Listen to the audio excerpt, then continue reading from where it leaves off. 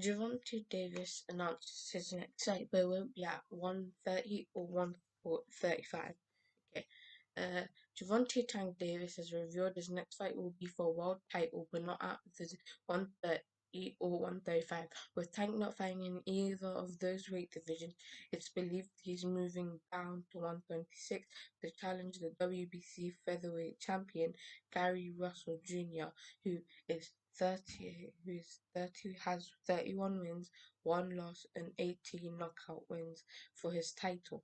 Tank, who's 24 and defeated in 23 knockouts, began his career at 126 in 2013, but he quickly moved up to 130 in 2015.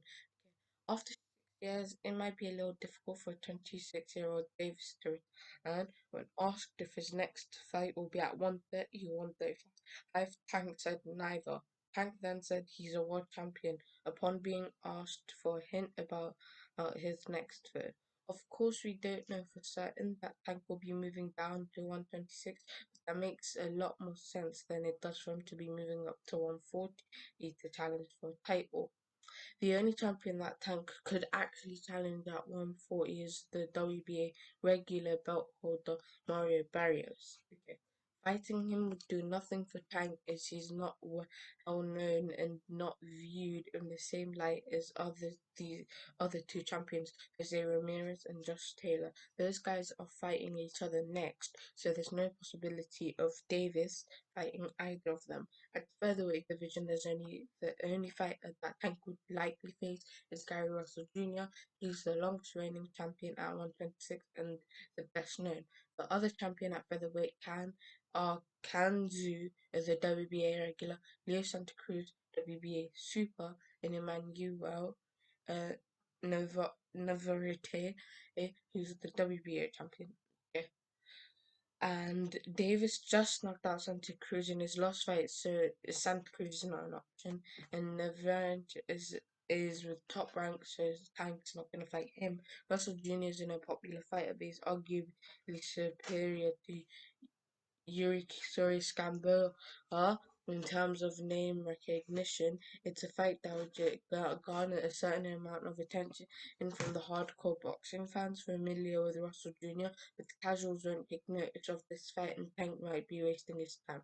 Tank doesn't have many great choices for fights at 135 despite the division being a popular one right now.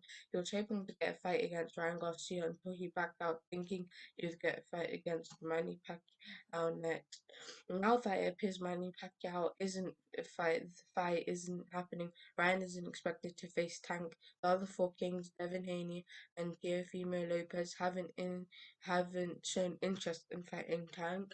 Showtime will be interested in having Tank fight Russell Jr. on their network, but it's not a pay-per-view worthy fight. If Tank's promoters at Mayweather Promotions choose to make this match against Russell Jr. on pay-per-view, it will be lucky it brings in 50,000 buys. It's not a sellable fight.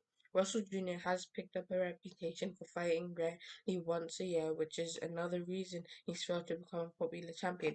In Russell's last three fights, he's beaten Tuxtor Nyambe, Kiko Martinez, and Joseph Diaz Jr. Tank Davis is coming off a spectacular six-round knockout of Leo Santa Cruz last October. Okay, I really want him to fight Russell Jr. and probably really want him to get the knockout win. As always, I'm the Fight Talk, and I am out.